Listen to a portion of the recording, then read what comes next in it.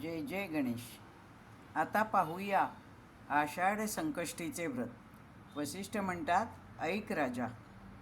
पुरातन इतिहासात एकदा वृत्रासुराच्या त्रासाने महेंद्र पीडित झाला होता.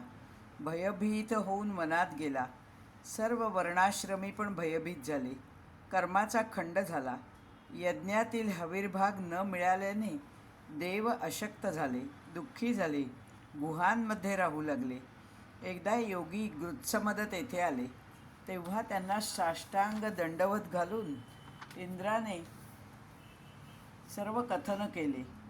देवांनी वृत्रासुर माजला असल्याचेही कथन केले. त्यांनी स्वर्गलोक प्राप्त केला हेही सांगितले.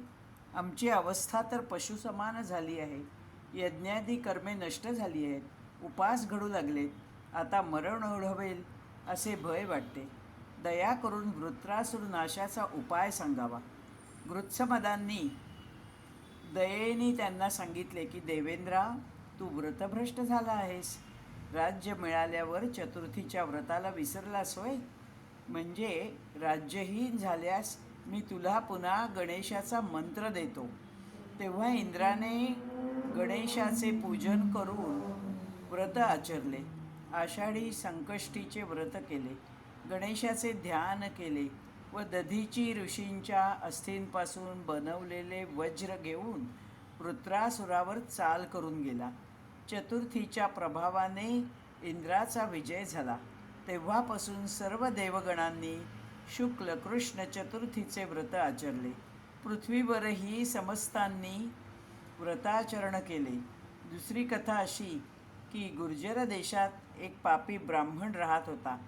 वनात संचार करायचा, लूटमार करायचा, मद्य मदिराचे प्राशन करायचा, मांसभक्षण, स्त्रियांवर अत्याचार असे एक ना अनेक अपराध करायचा. एकदा हिंडताना दिवसभर त्याला अन्न मिळाले नाही. पर्वतावर भुकेला भटकत राहिला. सायंकाळी घरी आला. चंद्रोदय समयी कोणीतरी अवचित त्याला अन्न दिले. परंतु तीव्र ज्वराने त्याला ग्रासले आणि पंचमीला ज्वरग्रस्त तो मृत्यू पावला.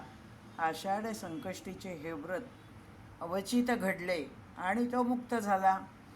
आषाढ संकष्टीचे हे व्रत जो वाचेल, सांगेल, ऐकेल, आचरेल त्याला सर्वार्थाचा लाभ होईल.